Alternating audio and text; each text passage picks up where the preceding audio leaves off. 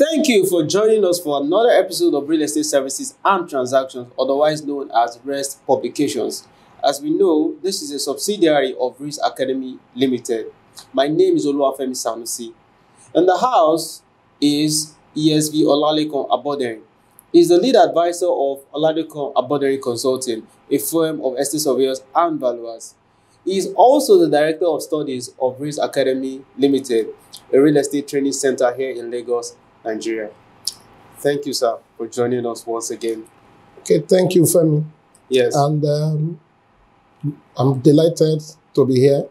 Thank you, sir. To be put on hot seat. Thank you, sir. In the last episode, we talked about factors that DeMarket Property, and you mentioned quite a number of points, one of which was location, which has to be suitability of the location, and then you mentioned about overpricing. So on that note, I want us to continue from there, from where we stopped the last time. Okay, thank you. On a lighter note, I see that you are so emphatic about these demarketing factors. That is correct. Because we know clients oftentimes they want their money. They want their money. Exactly. And also, when you don't sell, you don't have your fee either. Exactly. Exactly. So I don't know which one is the motivating factor here. Anyway, viewers, that is on a lighter mode. Everybody really, you want to work and have your fee, just as you want to be able to sell your property. Mm. So I want to believe that this edition is equally very important to our viewers.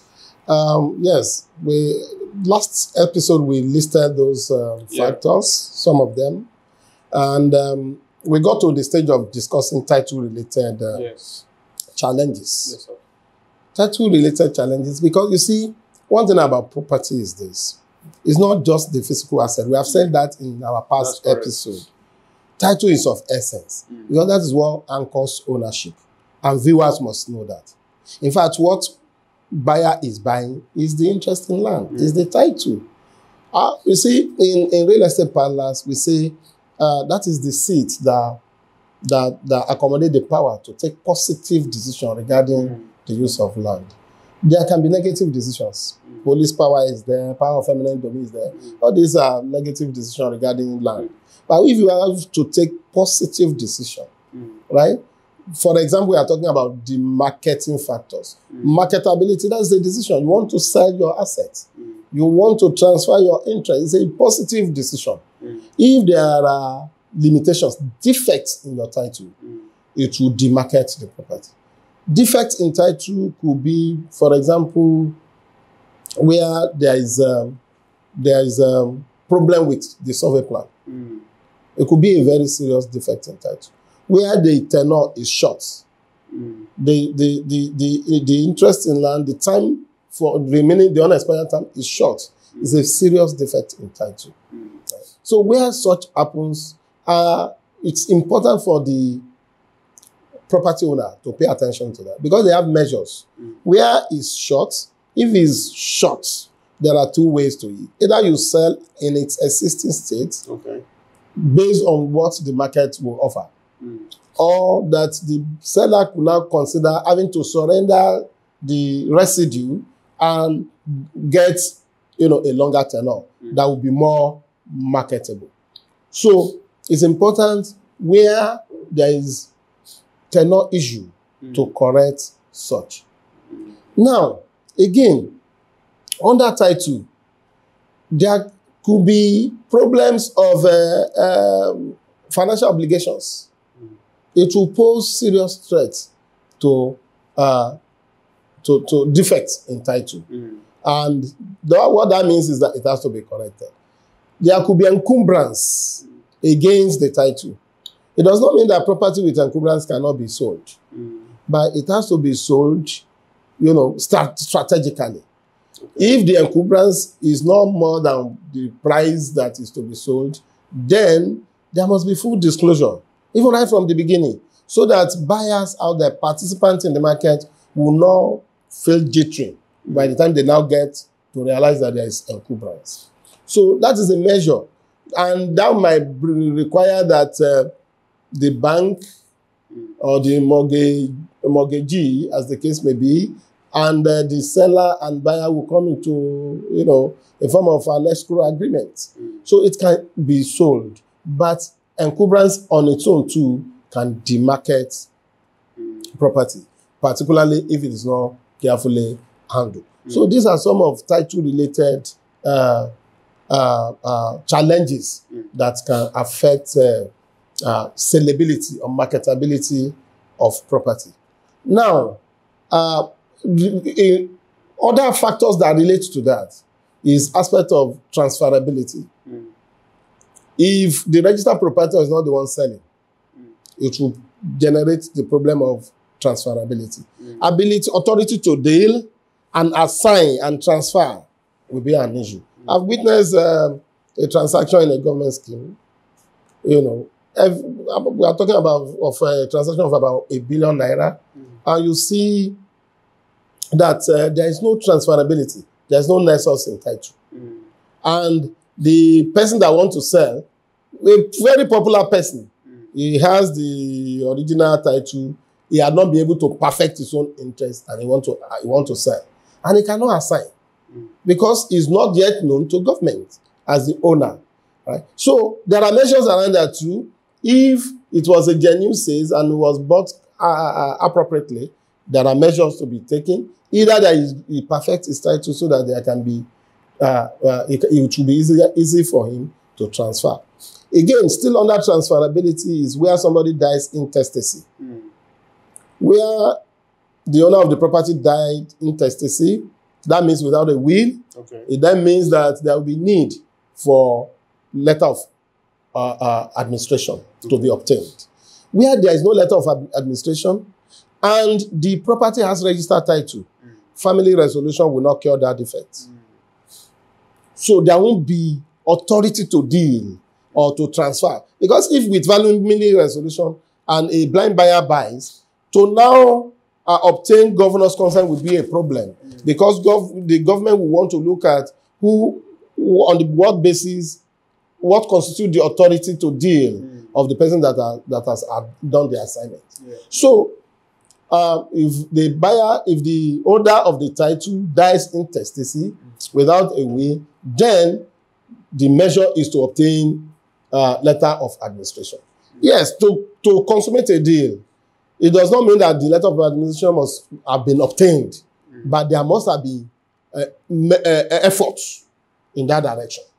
So that you have registered, you are prepared to do it, and there must be full disclosure when you put the property in the market. So buyer can buy subject to the processing of letter of administration, subject to terms and conditions. That's the case where the contract of sales will be required as a deed, to tidy up things.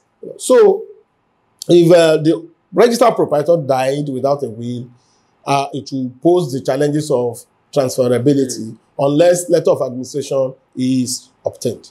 And I just recall that, again, challenge that could relate to title is where there is loss of original title.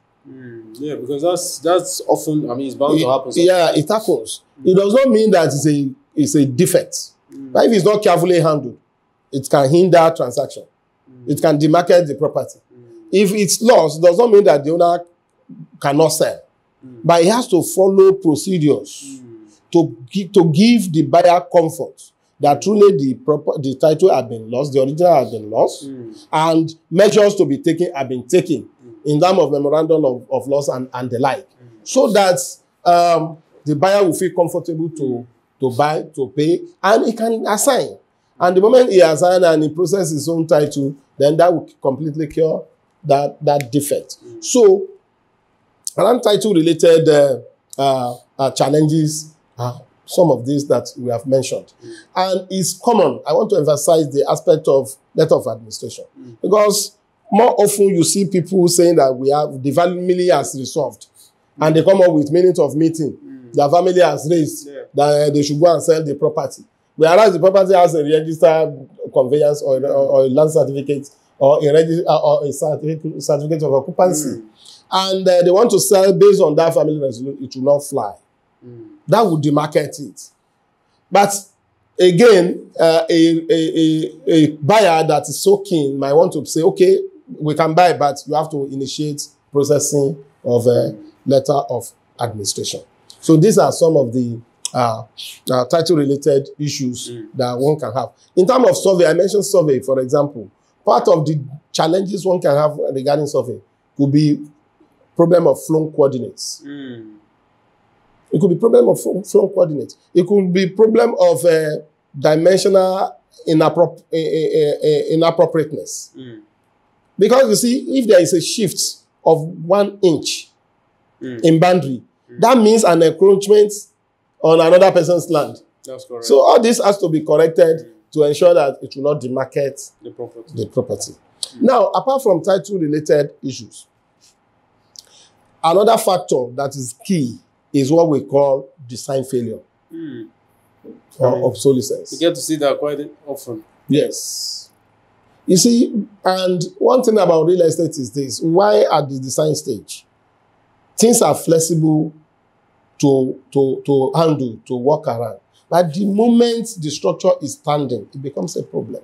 And what we call design failure or obsolescence, when we say design failure, we are talking of something that originates right from planning stage. So obsolescence there does not mean outdatedness in terms of age. Okay. But in terms of functional requirements, in terms of suitability. Okay. So can you please give an example on that? Okay, good. Talking about obsolescence, for example, okay, you have, let's just pick a simple residential domestic building. Okay. 3-bedroom domestic house, 1 toilet, 1 bath. Today is obsolete. Exactly. Even if it is right now that you are designing it, it's already suffering from what? Obsolescence. That is what we call functional obsolescence. Yes. You want to have commercial property. There are so many of them along Garden, and all around.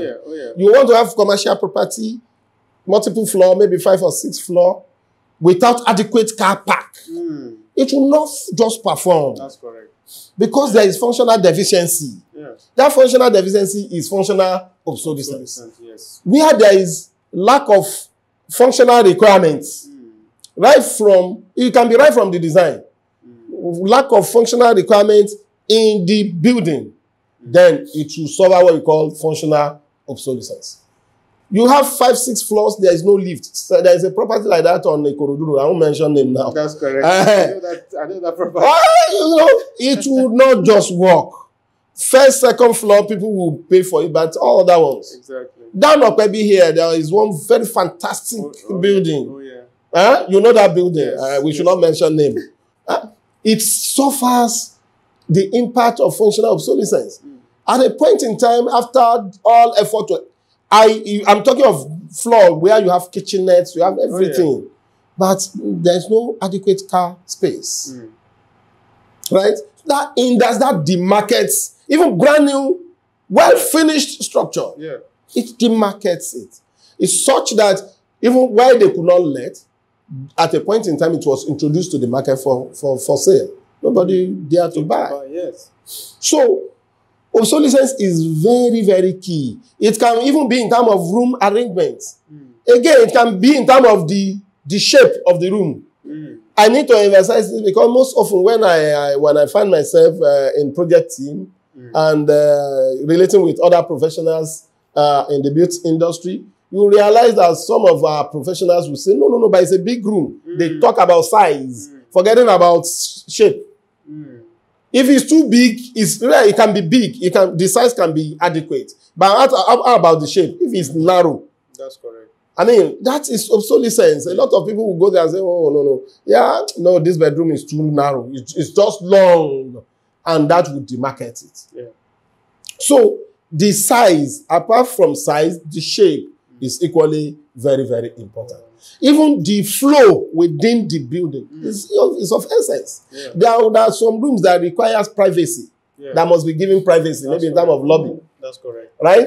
There are some that must be I review some drawings of recent and I look at it. And I look at flow between the kitchen and the dining. There's no flow. No, you don't do this. Or you enter, you are coming from your ante room, you enter your dining before you get to steam. All these series of designs, particularly when you talk about case of mass housing, design done for developers. You know, you see a lot of funny designs. And that plays a major role. Yeah, you mentioned a valid point, sir, when you're designing for developers, because, I mean, after a while, it will affect their returns. Definitely, because the property will not perform. See, there was an estate done in Ikeja GRA. The estate was completely roofed. I mean, it was completed as at the time I was led to the place. Okay. And I look at it and said, two things could affect this. If in this location, you still have more than 70% unsold, I told my colleague that we went together, I said, first of all, go and check the title. Number two, when we entered, we could identify some areas of functional obsolescences. Like, for example, darkness during the day in the room. No adequate access to light, natural light. That would definitely affect it. If there is problem with headroom in the functional areas, headroom in your stairwell, and so on and so forth, all these must be paid attention to. So all these are what will constitute functional obsolescence. Yes. And will affect, they will demarket. So that estate, the first thing my colleague, I was happy when he called me and he said, as at that time, that property has 31 years to go. Wow. That would be a major demarketing factor. You can see title related that we have mentioned. That's correct. It's happening. Today, till today, I'm talking of, we visited that place maybe about 6-7 years ago. Till today, that estate is still suffering. Wow. Yes. It's still completely demarketed. Wow. And don't forget that when you talk about tenure, particularly when it is for a determinable period, yes, it's a wasting asset. That's correct. With evolution of time, it's running off. If in 6 years ago it was 31 years, how many years will it have now? So the effect of that short tenure will become more pronounced. Okay, and on a quick one, we equally have what we call constructional defects. Okay. There could be defects in construction. Maybe the finish level in the building is lower than the premises level. That will make the building to be prone to dampness. And that can demarket the asset. Element of incompatibility is a situation where, for example, you bury somebody within the premises. You have a very beautiful yard in a good location, and you now have the tomb for a dead person in the premises. Of course, it's going to demarket it. In fact, it's going to introduce stigma. The moment, even let's say you are in Zoom, people will still believe that, oh, there is a burial ground there. That's correct. I mean, the place for the living. Burial grounds. The place for the living should not be the place for the dead. That's why we need cemetery. Yeah. And our government should pay attention to cemetery. So religious groups should pay attention to cemetery. Yes. And we should prepare our cemetery as we prepare our home. Yeah. Because that's the final abode for each and every one of us. But my emphasis here is that a dead person should not be buried within his premises. It's going to demarket that premise. Exactly. At the end of the day, after the burial, they need money. They said we are in Zoom. Why don't you do the needful right from the beginning? Exactly, yes. And as at the time you are in Zooming, the stigma is already housed. On the property, yes. On the property. Yeah. I had a similar case. I bought one thing in Ijebu for commercial use. They assume we were to do, the town planning say no, the size of the land is not enough. So we bought another one for our use. Now we introduced that property into the market. We could not sell until I met somebody from that area. We went for one conference outside the country, and I was discussing about the land. And I said, that property, it has a non-computer video. That is because they buried the owner there. I said, but it has been assumed. He said, nobody knows. That, but the information is in the market that the owner was buried there. It's okay, no problem. You know what I did? I came back. Immediately, I said they should increase the fence, plaster the fence, and, clear the environment. So that corrected that impression. Because it now created the impression that the property has exchanged. And it didn't take us up to 2 months after that we were able to sell. It's right on Ibadan Road in Ijebu-Ode. Very good location. But that stigma demarketed it. So you don't bury people under whatever law or these Yeah, guys. for the person, yeah. Yes, get good thumb for the person in the cemetery. Yeah. If it's a Christian cemetery, if it's a Muslim cemetery, otherwise general cemetery. But government should equally pay attention to cemetery. Don't forget, even the president of today will die one day. I will die one day. So that's how I find out. Yeah. It's very important we pay attention to that. And this incompatibility element can equally be in respect of adjoining use. That's correct. If the property, like for example, mass situated around your property now today is a stigma. Because people have impression about health implications, and on a final note, market impression is very important. Issue of this stigma that we talk about, even in terms of overpricing, the moment the property is stigmatized, even if you correct that stigma, not until it's complete the information cycle, you won't be able to sell. That's correct. Thank you. Thank you very much, sir. I want to say it's been a wonderful time today. Please remember to follow us on our social media platforms, okay? Until next time, bye-bye from me, and God bless you. And I think Femi had been able to grab quite a lot to make sure that all his portfolio now will now be highly marketing. Viewers, thank you so much. All right, see you all next time.